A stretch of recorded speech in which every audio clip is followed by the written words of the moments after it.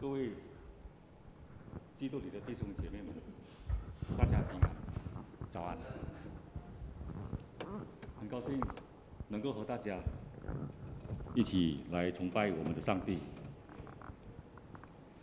我们先把心静下来，默祷。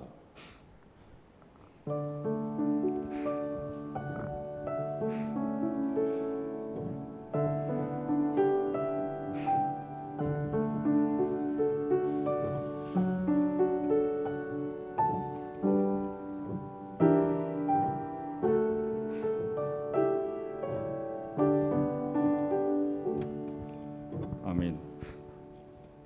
会众请站立。我们是知道神爱我们，我们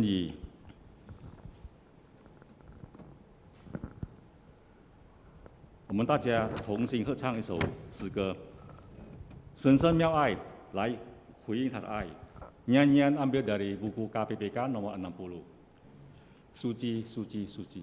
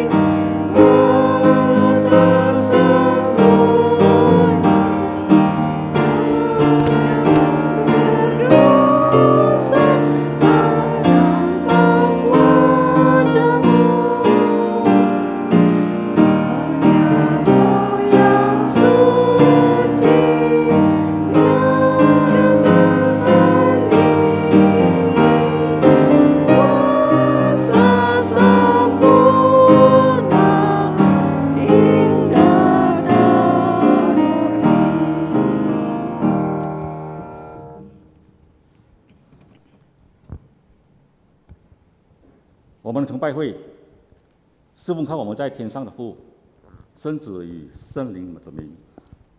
Kebaktian kita berlangsung dalam nama Allah Bapa, Allah Anak, dan Allah Roh Kudus. Amin.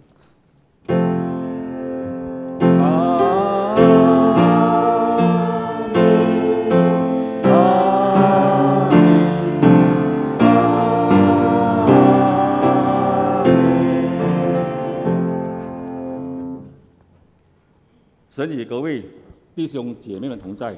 Tuhan beserta saudara dan beserta saudara juga. 会众请坐。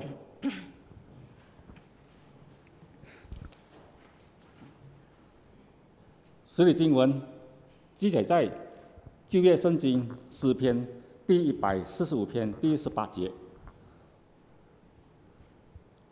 凡求告耶和华的，就是诚心求告他的。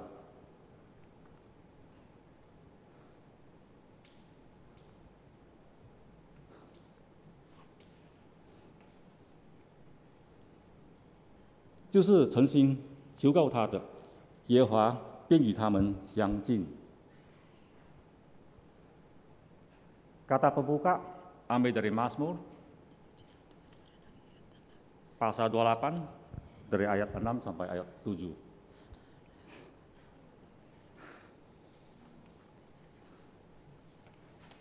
Terpujilah Tuhan, karena Ia telah mendengar suara permohonanku. Tuhan adalah kekuatanku dan perisaiku. Kepadanya hatiku percaya. Aku tertolong, sebab itu beria-ria hatiku. Dan dengan nyanyianku, aku bersyukur kepadanya. 此刻，我们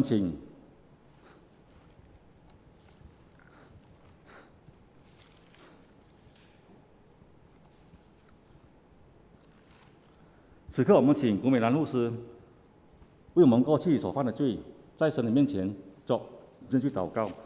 Doa pengakuan dosa dipimpin oleh Pendeta Melissa Sugi Hermanto. Mari kita kembali, Bapak Ibu, kita tenangkan hati kita di hadapan Tuhan. Kita ambil waktu beberapa detik di depan kita untuk kita tenangkan hati kita. Kita mau mengaku dosa dan kesalahan yang telah kita perbuat. Mari kita berdiam diri di hadapan Tuhan.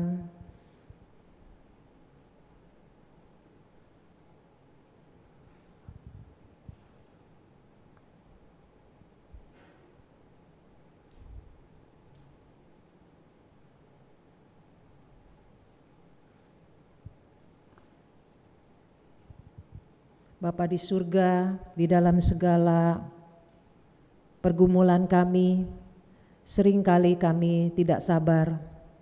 Kami berusaha dengan segala cara agar kami menyelesaikan masalah kami. Namun seringkali Tuhan, bukan dengan cara Tuhan, tapi kami melakukan kehendak kami sendiri yang bertentangan dengan kehendak-Mu. Pagi ini kami datang di hadapan-Mu. Kami mau mengaku Tuhan akan dosa dan salah kami. Kalau kami Tuhan mudah untuk menyakiti hati orang lain, kami seringkali ya Tuhan tidak belajar seperti Engkau. Tuhan, pagi ini kami mohon ampunilah kami, sucikanlah kami Tuhan, layakanlah kami agar kami boleh kembali disucikan, agar kami boleh kembali mendapatkan damai sejahtera, ketenangan yang dari Tuhan. Kami mau serahkan Tuhan semua ini ke dalam tangan-Mu. Hanya di dalam nama Tuhan Yesus Kristus kami berdoa. Amin.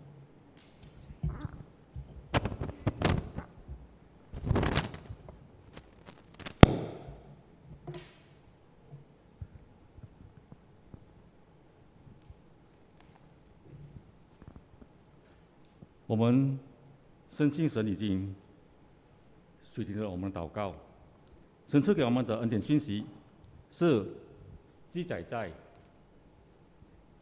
新约圣经腓立比书第4章第19节。我的上帝必照他荣耀的丰富，在基督耶稣里，使你们一切所需用的都充足。这是神赐给我们的恩典讯息。Berita anugerah ambil dari Filipi pasal 4 ayat ke-19. Allahku akan memenuhi segala keperluanmu menurut kekayaannya dan kemuliaannya di dalam Kristus Yesus. Demikianlah berita anugerah dari Allah. Syukur kepada Allah.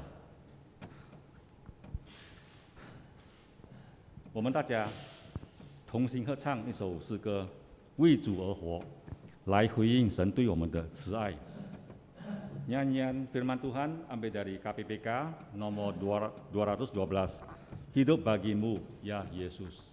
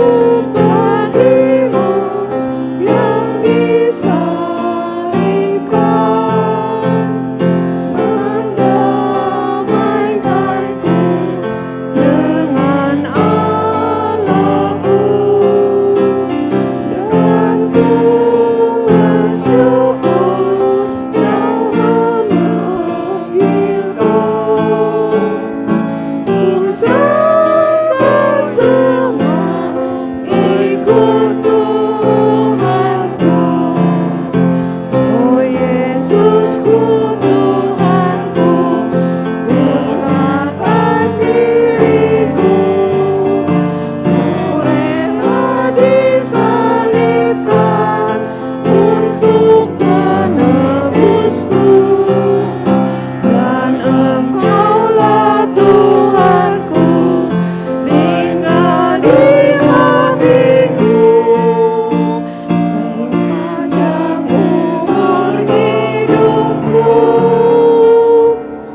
ku serahkan bagimu. 第3节，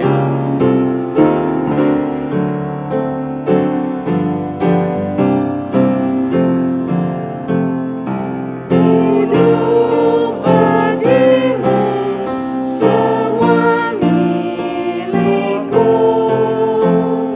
segenap hati memuliakanmu.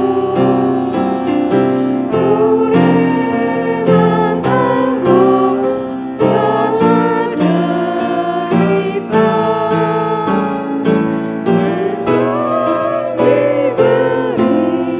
hidup yang kekal.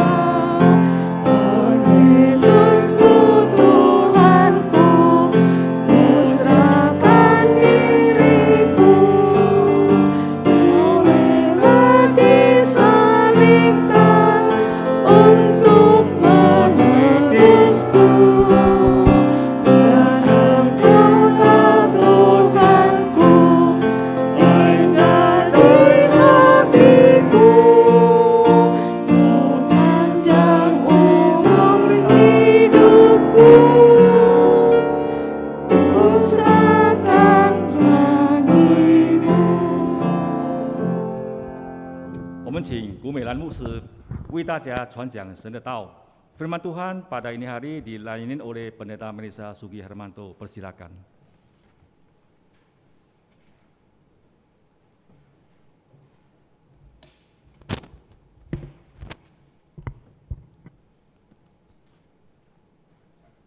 Selamat pagi Bapak Ibu. Ya, kita bersyukur hari ini adalah kita memperingati ulang tahun gereja, ya. Yang keberapa? Ke-44 ya. Kita tidak bikin acara secara spektakuler, tapi kita hanya bersyukur di hadapan Tuhan. 44 tahun Tuhan sudah peliharakan gereja kita. Baik, kita akan berdoa sebelum kita membaca dan merenungkan firman Tuhan. Tiba saatnya Tuhan, kami akan membaca dan merenungkan firman-Mu. Biarlah Tuhan Engkau berbicara kepada kami, karena seringkali kami merasa diri sudah baik, sudah cukup. Tapi ketika kami diperhadapkan dengan firman-Mu, kami boleh melihat masih banyak kekurangan kami yang perlu kami perlu perbaiki. Kiranya Tuhan menopang kami, Tuhan membantu kami, Tuhan berbicaralah kepada kami, karena kami siap untuk mendengar. Bersabdalah ya Tuhan, hanya di dalam nama Tuhan Yesus Kristus kami berdoa, amin. Kita akan membaca dari 1 Raja-Raja pasal 17 ayat 9 hingga ayat yang ke-16. Saya bacakan ayat yang ganjil, Bapak Ibu baca ayat yang genap. Tetapi sesudah beberapa waktu sungai itu menjadi kering, sebab hujan tiada turun di negeri itu. Bersiaplah, pergi ke Sarfat yang termasuk wilayah Sidon, dan berdiamlah di sana. Ketahuilah, aku telah memerintahkan seorang janda untuk memberi engkau makan.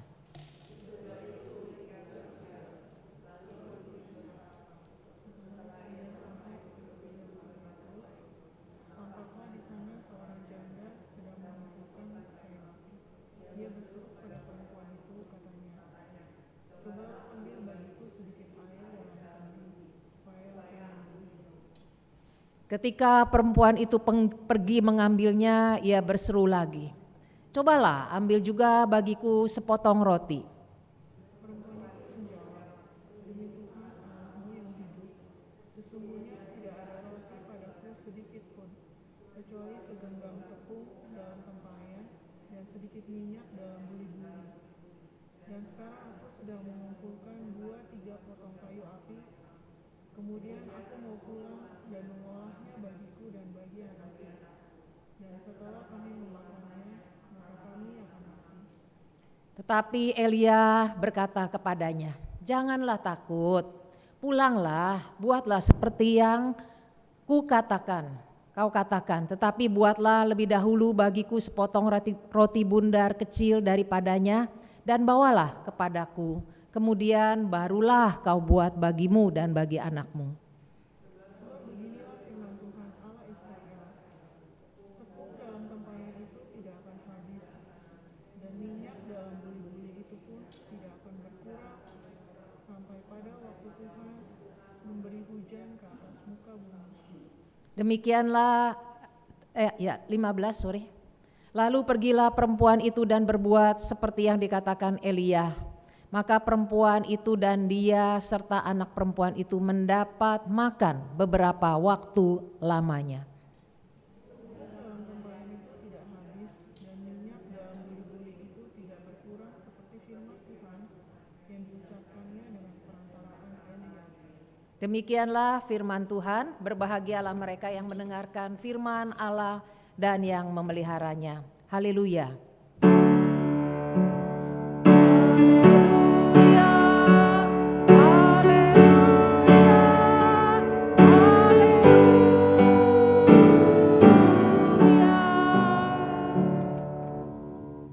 Ya, tema kita pada pagi ini ya, ini persembahanku. Selama bulan Juli dalam rangka memperingati HUT gereja, tema kita adalah ini persembahanku. Sebuah gereja tua di Eropa, di depan pintu ada kotak persembahan. Lalu ditulis ya, berilah persembahan jika Anda ingin gereja ini tetap berdiri. Kenapa saudara? Karena ternyata gereja ini mengalami kesulitan dalam hal keuangan. Anggota gerejanya hanya yang tua-tua saja yang beribadah. Sedangkan generasi mudanya mirip seperti generasi kita sekarang. Lebih memilih tidak beribadah atau beribadah secara online. Atau lebih memilih yang mereka sukai sesuai dengan selera mereka. Saudara-saudara yang saya kasih dalam Tuhan, apakah gereja kita juga akan mengalami seperti gereja yang ada di Eropa ini? Saudara-saudara, semua tergantung bagaimana dengan kita. Adakah kita tetap setia di dalam memberi persembahan? Saudara, ketika saya merenungkan firman Tuhan ini, kenapa tema ini diberikan kepada kita? Kenapa tema ini terus dibahas selama 1 bulan? Apakah pas, apakah tepat memberi persembahan di krisis ekonomi, di tengah-tengah pandemi, di tengah-tengah kesulitan dalam hal keuangan? Bukankah pada waktu krisis ekonomi seharusnya kita punya prioritas? Mana yang harus kita utamakan? Umumnya orang adalah mendahulukan dirinya, betul bukan? Wajar bukan kalau kita mengutamakan diri kita? Namun saudara, di tengah-tengah pandemi seringkali orang mengorbankan juga rohaninya. Banyak orang tidak lagi beribadah karena merasa untuk menghemat uang. Ya, transport berapa duit. Jadi dia lebih memilih tidak beribadah dan juga tidak memberi persembahan. Saudara-saudara yang saya kasih dalam Tuhan, kenapa tetap tepat pas memberi persembahan di krisis ekonomi? Kenapa saudara? Karena hidup kita tidak tergantung pada apa yang kita punya. Hidup kita tidak tergantung kepada tabungan kita. Hidup kita tidak tergantung kepada uang kita, materi yang kita miliki. Betul?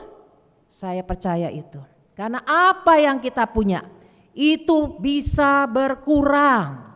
Apa yang kita punya bisa lenyap secara tiba-tiba. Kesehatan yang kita punya bisa tiba-tiba kita mengalami sakit. Tiba-tiba kita harus mengeluarkan sekian banyak uang. Sehingga apa yang kita miliki bisa berkurang.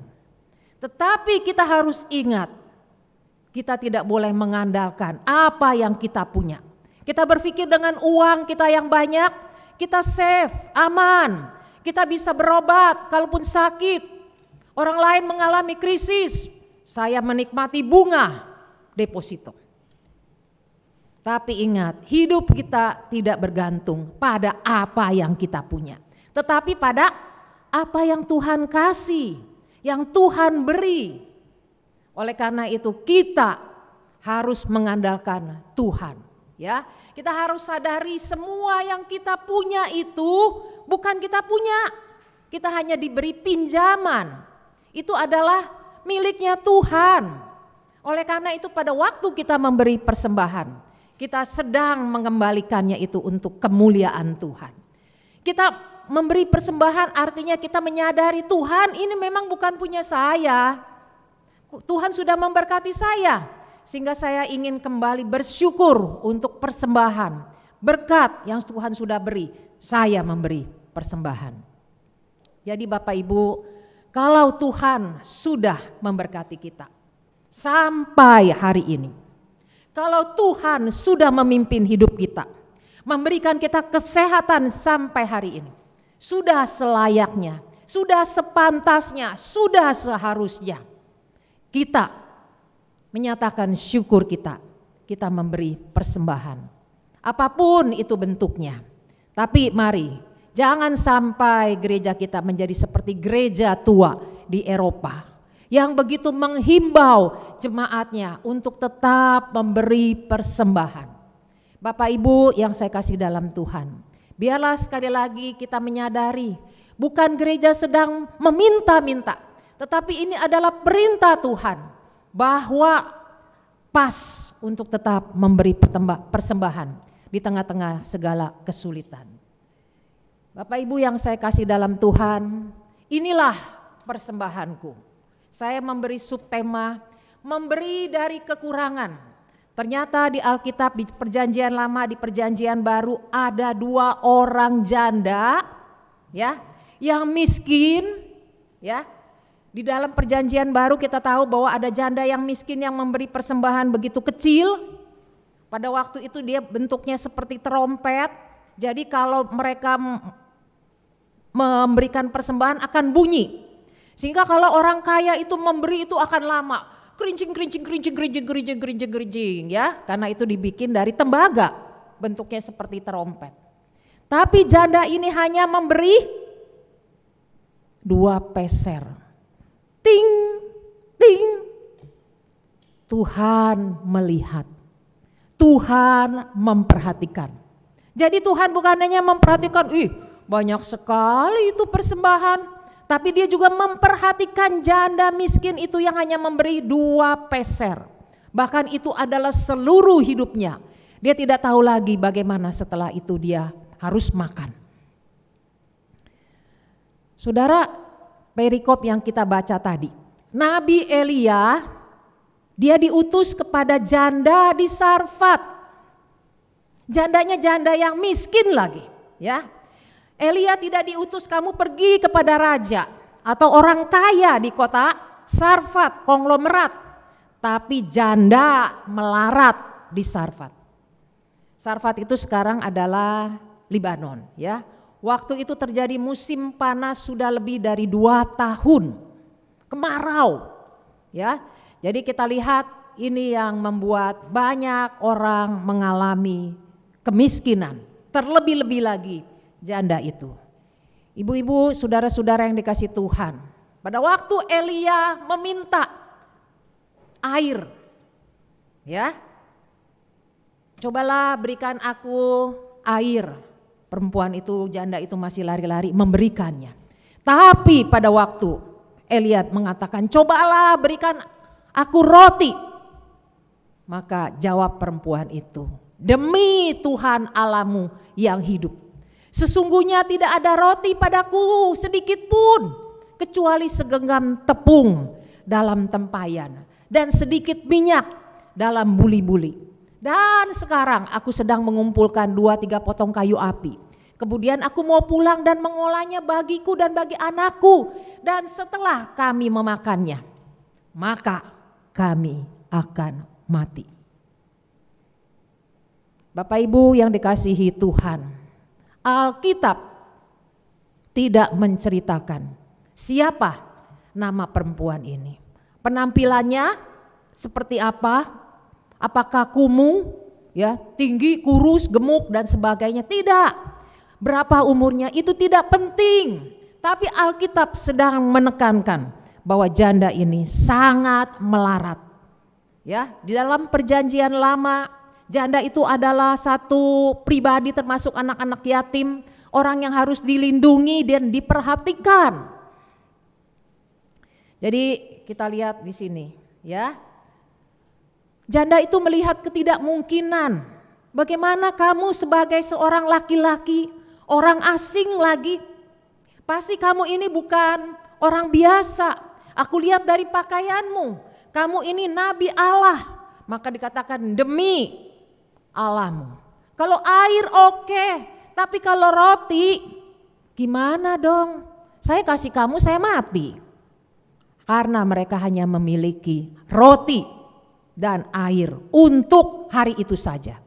Bayangkan ibu-ibu, kalau kita jadi seperti janda itu. Kita hanya punya sepiring nasi.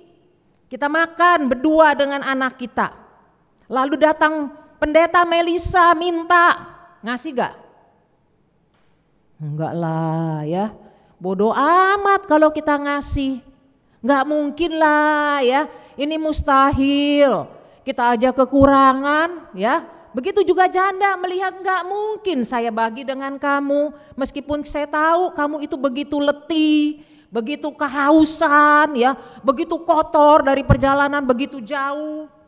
Ibu-ibu, namun Elia melihat mungkin, mustahil ya.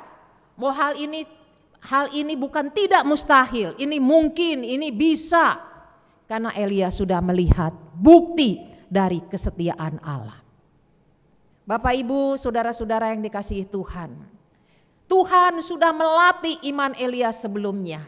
Dia berada di tepi sungai Kerit. Siapa yang memberi dan memelihara Elia? Siapa? Hanya air sungai. Disitulah Elia. Di tengah-tengah kekeringan, karena dia dikejar-kejar Raja Ahab yang ingin membunuhnya, Elia berkata, aku katakan akan terjadi musim kemarau, musim kelaparan, terjadi. Waduh, ini orang benar-benar nih ya, ini harus dibinasakan. Sehingga Ahab terus mengejar di mana Elia. Tuhan memerintahkan Elia pergi ke tepi sungai Kerit. Ngapain Tuhan? Nanti makan apa? Emang di sana airnya ada ikan ya? Enggak, Elia tetap pergi. Elia taat. Kita lihat apa bukti kesetiaan Allah. Air sudah ada. Dari mana Elia makan? Burung gagak. Seekor burung yang pemakan daging. Tapi Allah perintahkan untuk memberi makan kepada Elia. Bayangkan ibu-ibu. Sesuatu yang tidak mungkin bukan? Tapi Allah bisa memakai sesuatu yang di luar penalaran, di luar logika manusia untuk menolong kita, untuk memelihara hidup kita. Elia melihat Allah adalah Allah yang setia. Ketika kita setia, maka dia juga akan setia kepada kita. Allah akan memelihara hidup kita. Oleh karena itu Elia pun tidak khawatir. Dia ikut apa yang Tuhan perintahkan. Oleh karena itu Elia berkata-kata dengan penuh satu keyakinan. Karena dia sudah mengalami kesetiaan Allah di dalam hidupnya. Dia melihat bagaimana air sungai, burung gagak memelihara hidupnya. Oleh karena itu dia bilang kepada perempuan itu, sebab beginilah firman Tuhan Allah Israel, tepung dalam tempayan ini tidak akan habis. Dan minyak dalam buli-buli itu pun tidak akan berkurang. Sampai pada waktu Tuhan memberi hujan ke atas muka bumi. Saudara-saudara, kita kalau belum pernah mengalami kesetiaan Tuhan, kita tidak akan pernah bisa bercerita kepada anak kita, pada orang lain yang di dalam kesusahan.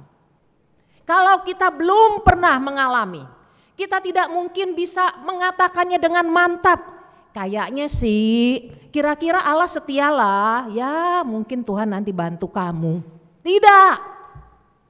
Kalau kita tidak percaya bahwa apa yang mustahil, kita juga tidak akan pernah bisa meyakinkan orang lain bahwa di dalam kekurangan bisa terjadi hal-hal yang di luar nalar kita, logika kita.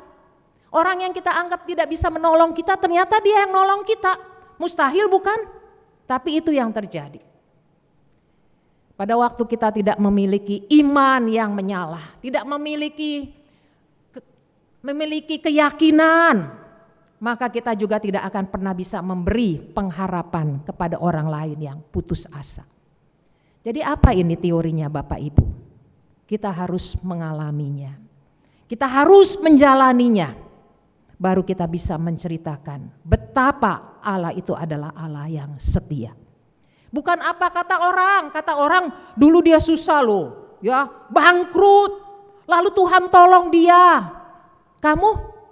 Ya, aku sih belum ngalamin, ya. Tapi Elia mengalami dan dia mengatakannya.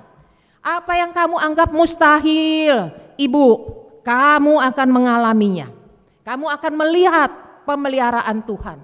Meskipun kamu memberi dalam kekurangan, namun tetap berkecukupan. Saudara-saudara, kalau saudara jadi janda itu, percaya gak? Ini orang asing nih ya, datang tiba-tiba, lalu minta. Apa yang kita miliki, cuman itu loh yang kita miliki. Kalau kita percaya gak?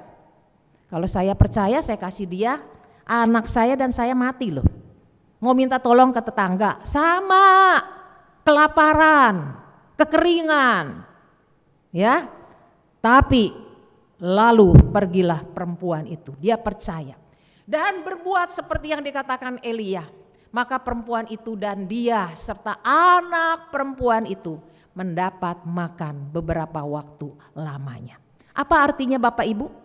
Terjadi mujizat karena dia percaya dan dia berbuat seperti apa yang dikatakan oleh wakil Allah, yaitu Elia.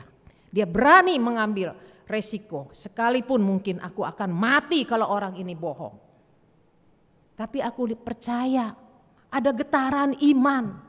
Apa yang dikatakan itu punya kekuatan. Pasti orang ini orang yang mengalami kebaikan Tuhan. Aku mau belajar, percaya seperti Nabi ini. Bapak Ibu yang saya kasih dalam Tuhan, Allah yang melihat iman, keberanian, pengorbanan, berani menanggung resiko, memberikan kecukupan kepada janda ini. Dia kasih, habis? Tidak. Apakah roti itu menjadi roti yang terakhir? Tidak.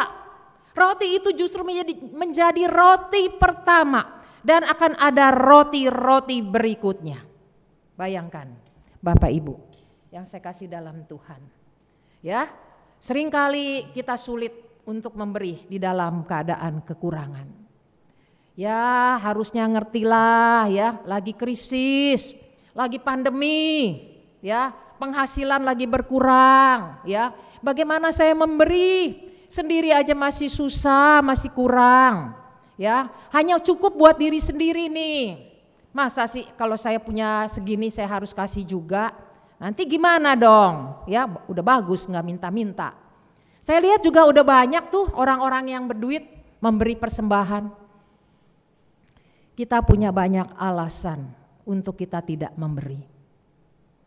Kita punya 1001 alasan untuk berkata, Tuhan, kamu Allah yang maklum. Kamu Allah yang pasti mengerti kalau saya tidak memberi. Bapak Ibu, kita bisa berlogika di hadapan Tuhan. Tuhan, kau pasti mengerti. Saudara-saudara yang saya kasih dalam Tuhan, kita lihat bahwa memberi dalam kekurangan dan tetap cukup. Ya, kita lihat bahwa memberi dalam kelebihan itu Tunggulah saya ada kangtau ya. Saya beri, saya kasih. Itu bagus. Tetapi Allah juga meminta kita untuk memberi dalam kekurangan. Bayangkan, mana yang lebih susah? Waktu lagi ada duit atau lagi pas-pasan atau bahkan waduh, gimana nih ya? Mana yang lebih gampang? Lagi ada duit bukan? Ya kasih sedikit. Kalau lagi pas-pasan bahkan kita anggap kurang nih bulan ini. Susah ya, betul kan? Susah untuk kita memberi. Tetapi kenapa dikatakan memberi dalam kekurangan itu jauh lebih bagus? Karena kita artinya mau berkorban. Kita punya semangat untuk berkorban. Dan juga ada satu ucapan terima kasih kepada Allah Sang Pemberi Berkat. Di dalamnya juga ada iman, saya percaya. Saya memberi dalam kekurangan dan pasti Tuhan akan cukupkan. Saudara-saudara yang saya kasih dalam Tuhan, kita lihat mengapa Allah meminta mereka yang kekurangan untuk memberi. Kenapa Allah tidak kirim Elia kepada janda dan konglomerat, kepada orang kaya dan konglomerat, tapi dikirim kepada janda melarat? Karena Tuhan juga ingin memakai mereka yang kekurangan, yang hidupnya sederhana, ya, untuk melayani Dia dan hambanya. Ya, Tuhan tidak selalu memakai orang kaya, oleh karena itu jangan pernah kita minder pada waktu Tuhan meminta persembahan. Pada waktu Tuhan meminta kita untuk pelayanan, nggak usah saya emang nggak punya apa-apa, ya saya terbatas untuk ini dan itu. Waktu juga terbatas, ya kemampuan juga terbatas. Tapi Tuhan tidak hanya meminta orang-orang yang hebat. Kalau kita lihat Tuhan tidak hanya meminta orang yang kaya, orang yang pandai, tapi Dia juga meminta janda yang melarat ini. Kenapa saudara? Supaya kita juga yang kekurangan, yang punya keterbatasan, yang merasa mustahil untuk memberi, boleh melihat, menyaksikan akan kebesaran kuasa Tuhan. Bapak Ibu yang saya kasih dalam Tuhan, Tuhan memakai janda ini untuk memelihara hidup Elia. Tapi apakah hanya itu? Elia datang dari sungai Kerit ke Sarfat begitu jauh, apa hanya untuk itu? Tidak, ternyata melalui Nabi Elia, janda ini pun terselamatkan hidup dan anaknya. Mereka juga bersama-sama menyaksikan akan kebesaran kuasa Tuhan. Saudara-saudara yang saya kasih dalam Tuhan, pernahkah dalam hidup kita mengalami duit lagi pas-pasan, tapi kita datang kepada teman atau kepada orang lain, aduh kasihan ya, kayaknya orang ini harus saya bantu. Duit di tas saya nih, di dompet saya nih, ya akan berkurang nih. Pernah ngalami? Terus apa yang dilakukan oleh Bapak Ibu? Udahlah, gua aja lagi susah, begitu ya? Atau kita tergerak? Tidak apa, saya kasih. Saya berkali-kali mengalami dan tidak pikir nanti kurang bagaimana. Tapi selalu Tuhan cukupkan. Berkali-kali saya mengalami bagaimana duit ini boleh dikata, oke, ya tanggal sekian. Sebentar lagi gajian, tapi masih jauh di tengah-tengah sudah ada orang yang dia sih gak minta tapi kita tahu dia butuh ditolong. Sehingga kita harus rogoh kocek kita kasih ke dia. Apakah kita mengalami kekurangan? Atau kita merasa tetap cukup? Semalam saya lagi persiapan khotbah ini, masuk WA. Bu Melisa, tolonglah ya, saya ini harus bayar sewa rumah 1.500.000. Kalau tidak gimana nih, saya harus keluar dari tempat ini. Orang ini bukan sekali minta tolong. Kalau ibu-ibu gimana? Sebel bukan? Aduh, dia lagi, begitu ya. Tapi saya ingat firman ini. Bagaimana kita boleh memberi di tengah-tengah kekurangan. Dan kita boleh mengalami bahwa Allah pemelihara hidup kita akan mencukupkan kebutuhan kita. Pernah mengalami? Mau mengalami? Atau nggak berani deh ya. Nanti kayak orang naik jet coaster lagi. Aduh, kayak turun. Aduh gimana nih Tuhan, aduh gimana nih. Naik lagi, turun lagi. Berani terima tantangan, memberi dalam kekurangan. Dan percaya, tetap cukup. Kita lihat setelah hujan datang, maka tepung itu tidak ada lagi di tempayan, minyak tidak ada lagi di buli-buli. Artinya kerja, cukupkan dengan engkau bekerja. Tuhan tidak menyediakan berkat bagi orang yang malas, bagi orang yang pasif, bagi orang yang tidak mau berjuang. Saya sering katakan jangan makan kalau tidak mau bekerja. Itu firman Tuhan. Anak panti kalau tidak mau kerjakan tugas, saya bilang jangan makan. Karena itu adalah firman. Kita harus berjuang, kita harus berusaha terlebih dahulu. Tuhan tidak menitipkan kepinteran, angka ke depan kita. Angkanya 10, aku tangkap. Tuhan tidak memberikan sepeda, turun, mencelok di rumah siapa kita ambil. Kita diminta memang harus berusaha, harus berjuang terlebih dahulu. Janda itu pun demikian. Namun ada kalanya situasi tidak memungkinkan kita, ya.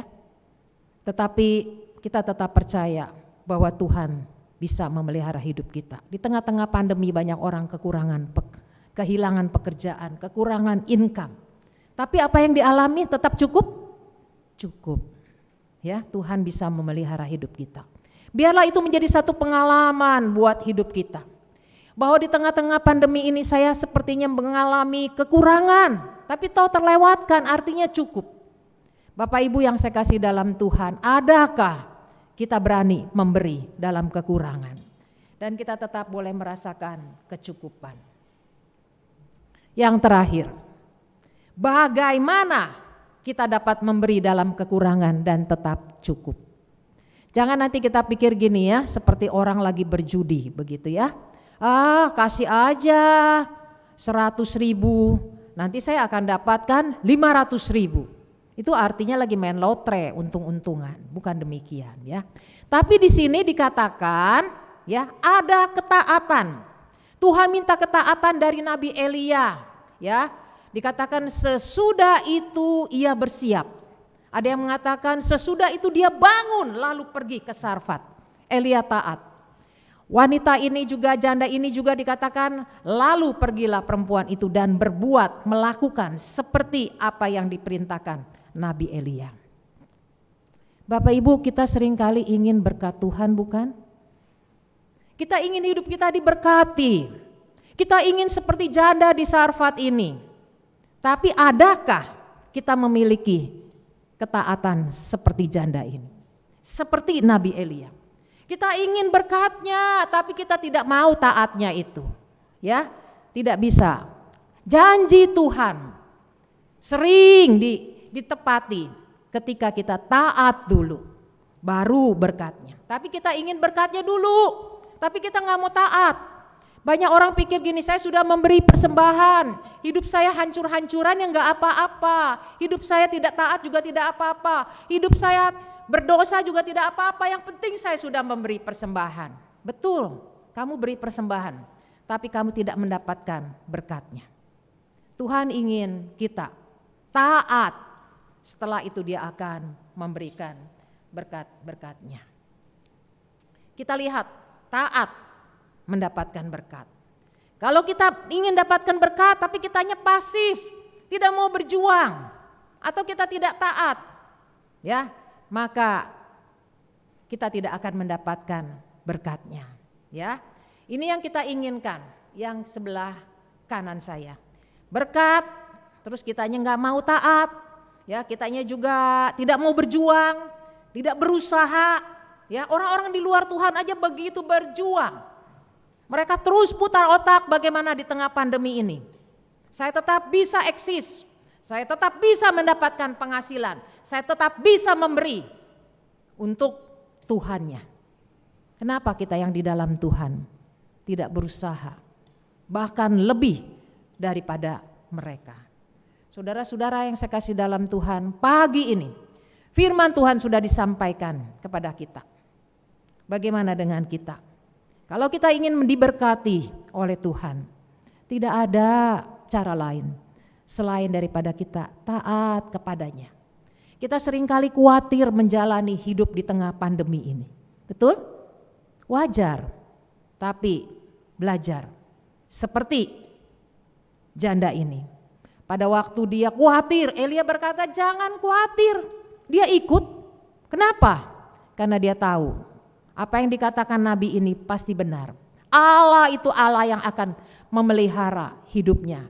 Biarlah kita bukannya makin jauh dari Tuhan. Di tengah-tengah kesulitan, di tengah-tengah pandemi bukan makin jauh. Justru makin dekat, makin punya waktu untuk kita mendekatkan diri pada Tuhan. Melayani Dia dan percaya kalau kita prioritaskan Dia. Masa sih Dia tidak prioritaskan kita? Saya tidak percaya itu. Kalau kita prioritaskan Dia, carilah dahulu kerajaan Allah dan kebenarannya, maka semuanya itu akan ditambahkan kepadamu. Apa itu? Ayat-ayat sebelumnya mengatakan makan minum kita, pakaian, burung di udara dipelihara, masakan kita tidak. Artinya Bapak Ibu, seringkali kita tidak percaya bahwa Tuhan itu adalah Allah yang tahu terbaik buat kita. Seringkali kita pikir Allah itu sibuk di surga, ya nggak tahu lagi ngurusin apa Ukraina, Rusia. Tapi Dia tidak peduli dengan saya. Tidak. Allah itu adalah Allah yang tahu yang terbaik buat kita. Dan Dia mau memberi yang terbaik. Oleh karena itu tidak perlu khawatir. Jalani hidup ini. Tetap dekat dengan Dia. Dan percaya dan rasakan kasih-Nya terus memimpin hidup kita sampai akhir hidup kita. Amin.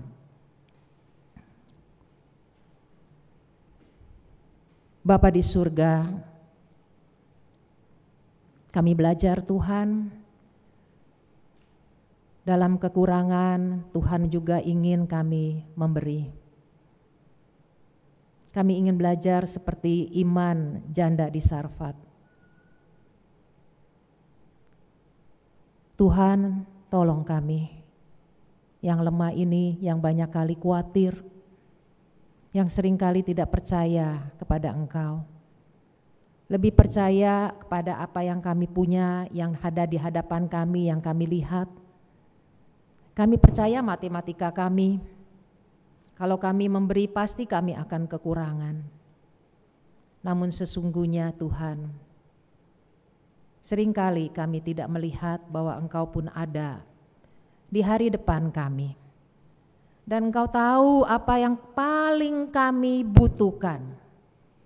Bapamu di surga tahu apa yang kami butuhkan. Tuhan, betapa lemahnya iman kami. Berikan kami kekuatan untuk tetap memberi di dalam segala keterbatasan, bahkan kekurangan kami. Bahkan seringkali kami merasa mustahil untuk memberi. Kami mau belajar Tuhan seperti janda tersebut. Dan bagaimana Tuhan juga mencukupkan kebutuhan hidupnya. Inilah doa kami, di dalam nama Tuhan Yesus kami berdoa. Amin.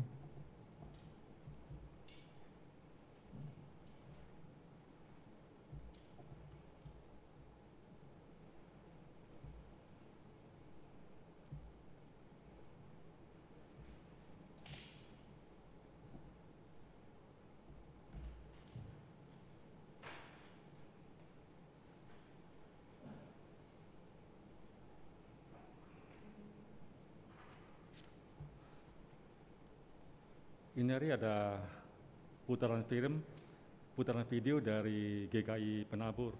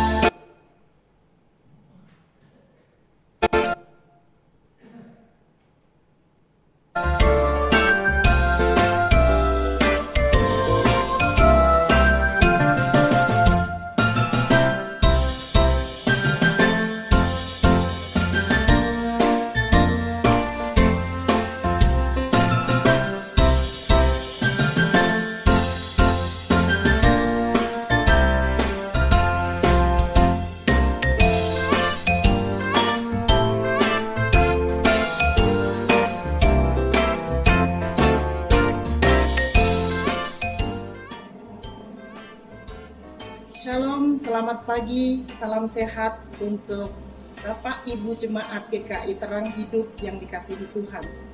Puji syukur dan terima kasih kami naikkan kepada Tuhan kita Yesus Kristus yang senantiasa memelihara kehidupan kita.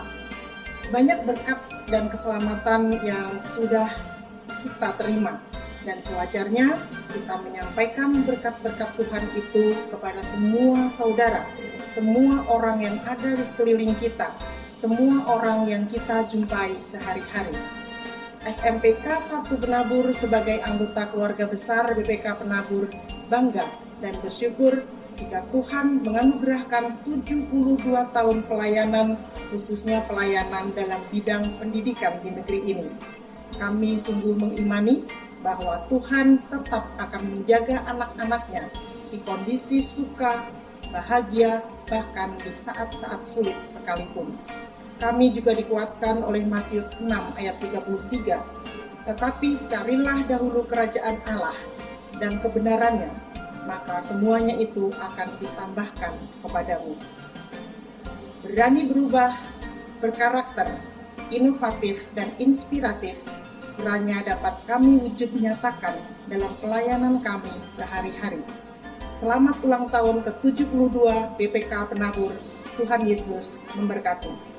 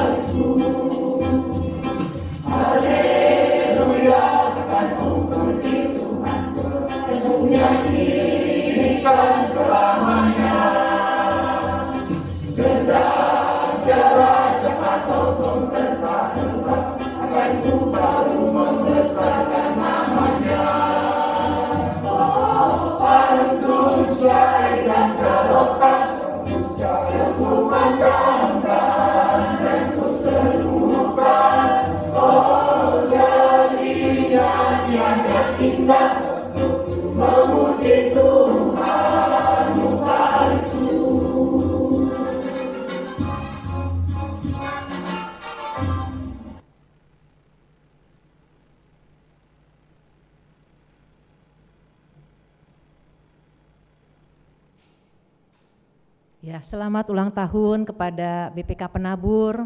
Terima kasih untuk persembahan pujian dari guru dan karyawan. Biarlah melalui BPK Penabur, sungguh nama Tuhan semakin dipermuliakan melalui dunia pendidikan. Tuhan memberkati.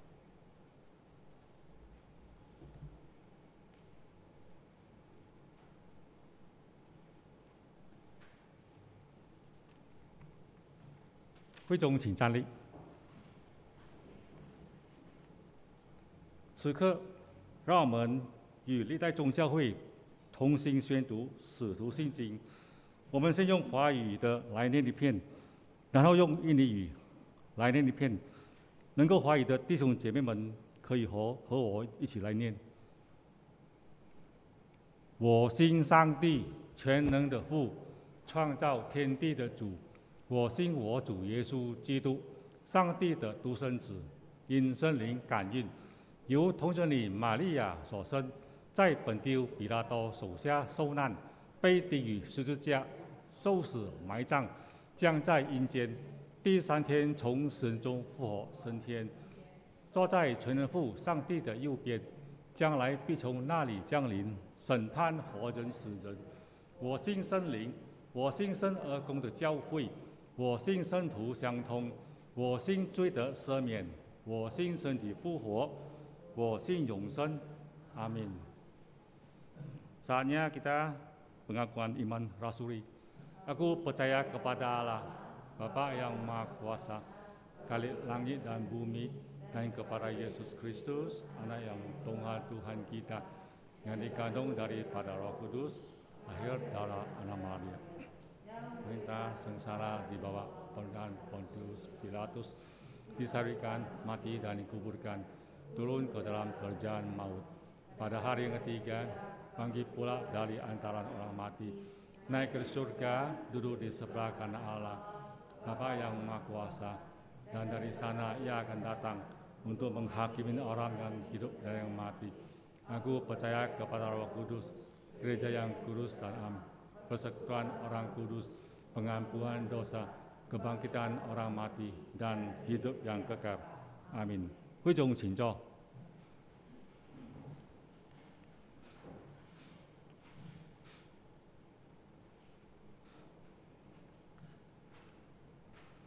我们请古美兰牧师为大家带祷doa syafaat dipimpin oleh Pendeta Melisa.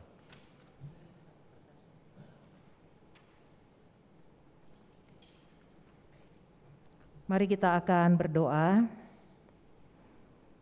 Saat ini Tuhan, kami mengucap syukur untuk penyertaan Tuhan selama 44 tahun buat gerejamu.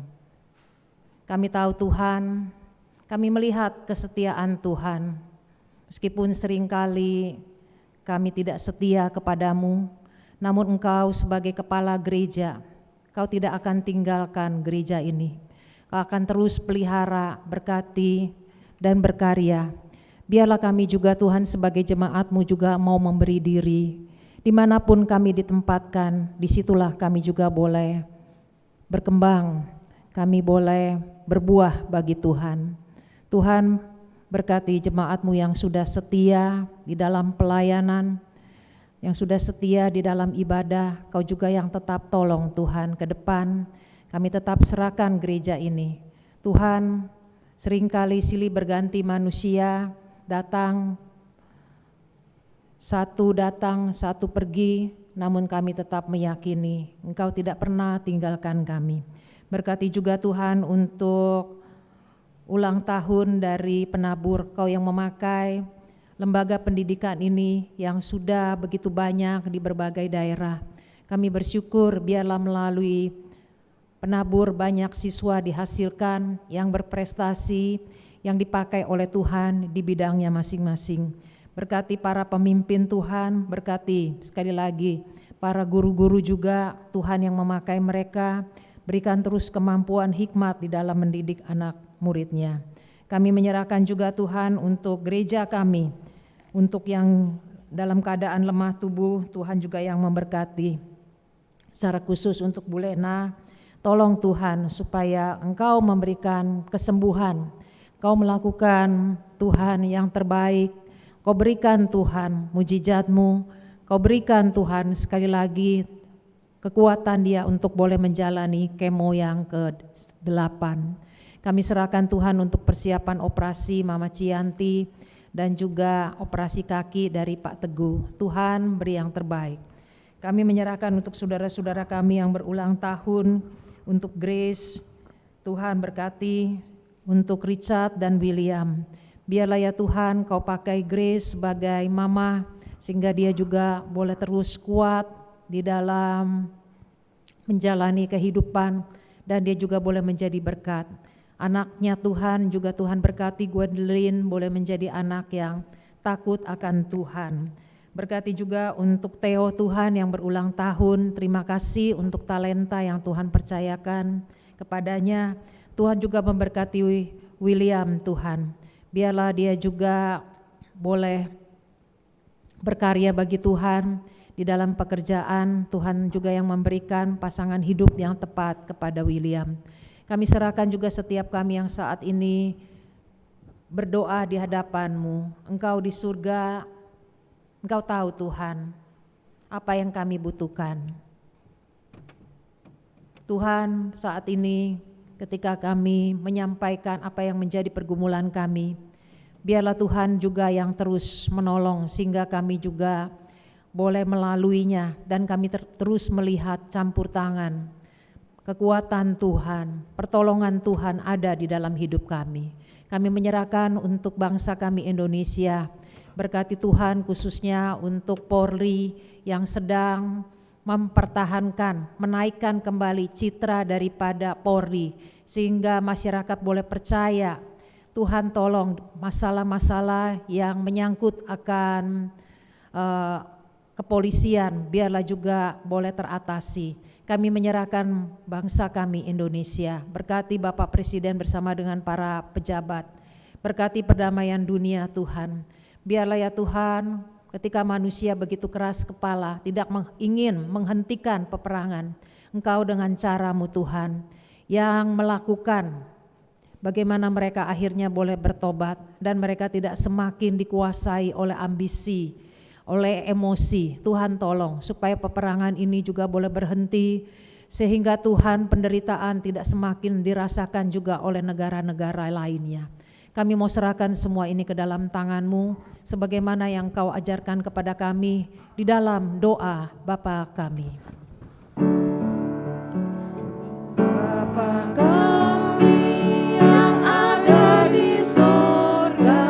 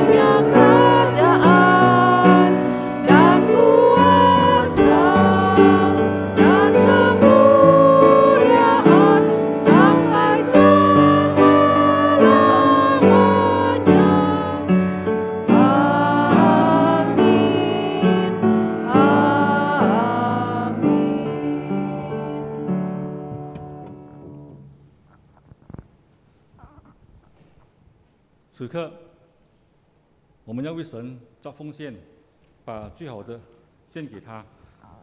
奉献经文，哥林多后书第8章第2节。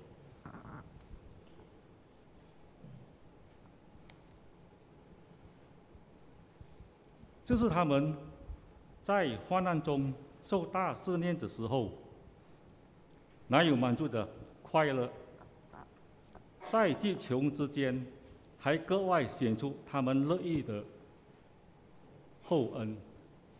Nats persembahan ambil dari 2 Korintus pasal 8 ayat yang kedua. Selagi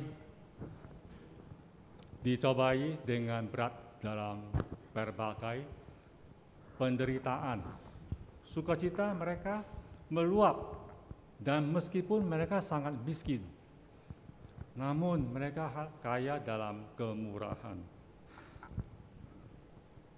我们的一切都是来自于神，我们唱一首奉献诗歌，都归耶稣，来进行奉献。Nyanyian persembahan ambil dari KPPK bagi Yesus Tuhanku.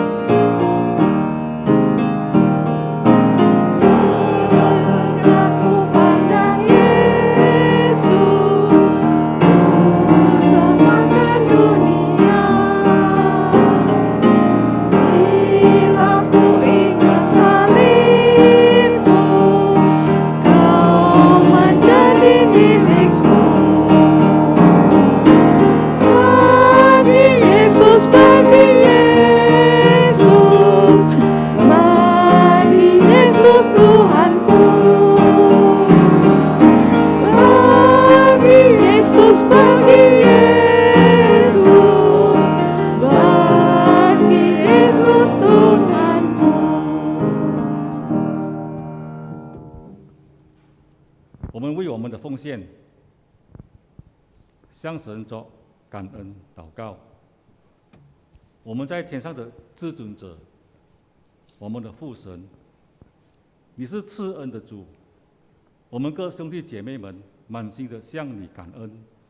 今天我们记着这个机会来到你的面前，为你奉献一点钱财，希望蒙你的悦纳。但愿本堂理事能够好好的来利用这些的奉献，用以扩展你的国度。感谢你，我们把一切都交托在神你的手中，奉靠主耶稣基督的圣名祷告祈求，阿们。会众请坐。本堂的一些会务报告。Warta Jemaat. Terima kasih kepada Pendeta Melisa Sugirhemanto dan juga seluruh petugas yang telah melayani di kebaktian hari ini. Tuhan Yesus memberkati.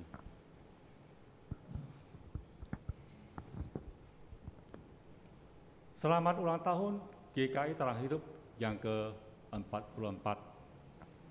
Tetap jaya dalam melayani dan nama Tuhan semakin dipermuliakan melalui GKI Terang Hidup.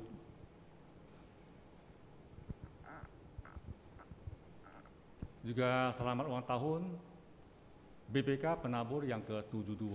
Semoga dengan bertambahnya usia, kiranya sekolah BPK Penabur bisa mencetak para generasi bangsa yang unggul dan juga berwawasan tinggi dan diberkati dalam bidang pendidikannya.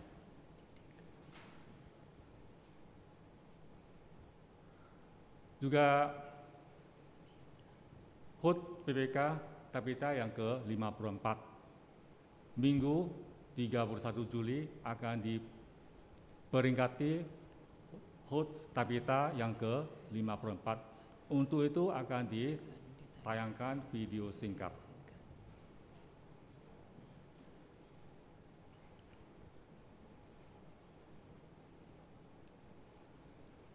Majelis GKI Terang Hidup akan membuat grup WhatsApp ya.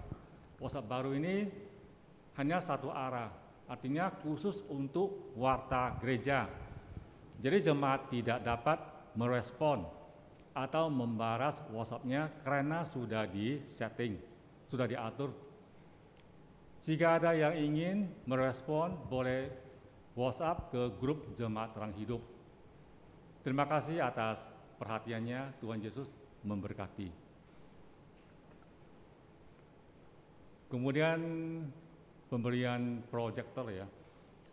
Berhubungan proyektor yang lama sudah tidak jelas, gereja akan membeli proyektor yang baru. Bagi anggota jemaat yang ingin memberi persembahannya dapat menuliskan persembahannya proyektor.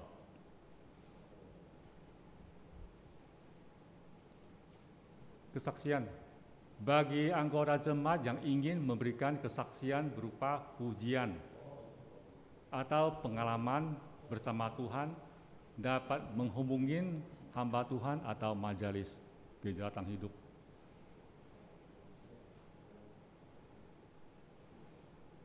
Ini ada informasi untuk persembahan, bisa baca dari RCD.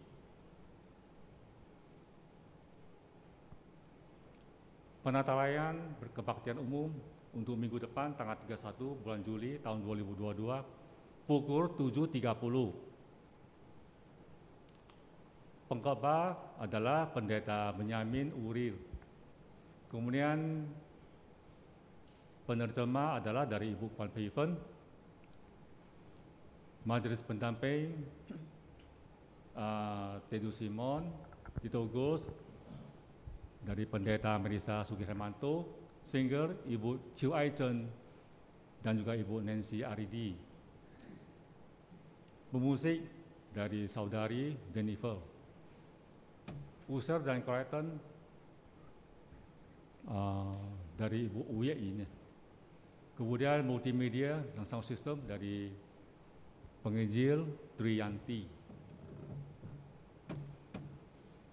Ini ada selamat ulang tahun untuk jemaat Grace Wijaya di tanggal 18 bulan Juli, kemudian Caroline tanggal 19 bulan Juli, Richard Teo tanggal 22 bulan Juli, juga saudara kita William tanggal 23 bulan Juli.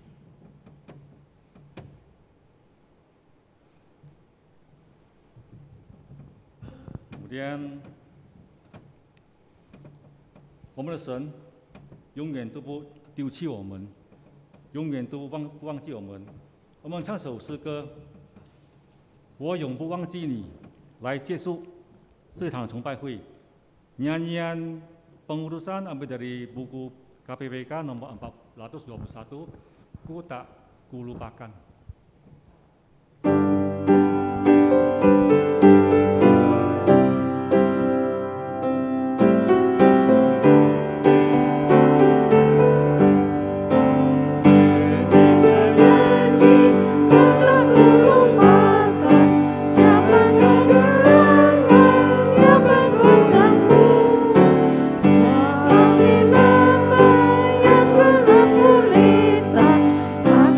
Cerah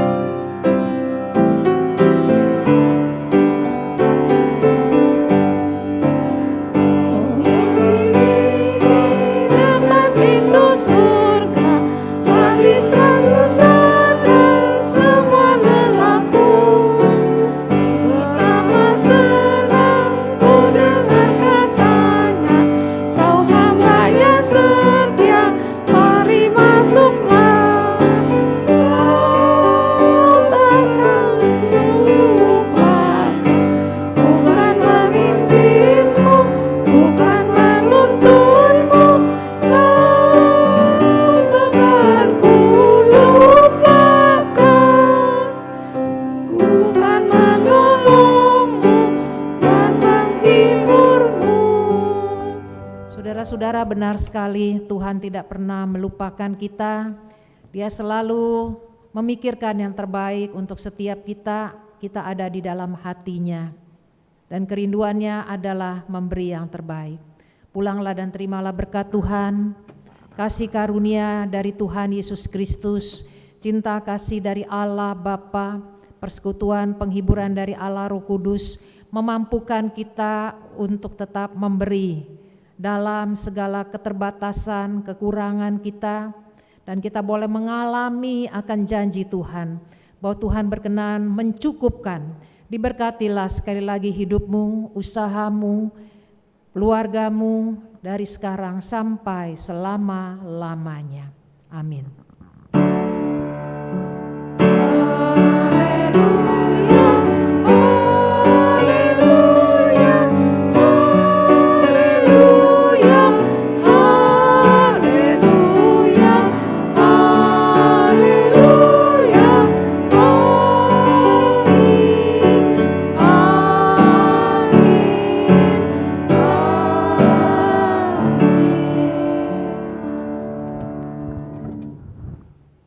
Jemaat tetap berdiri.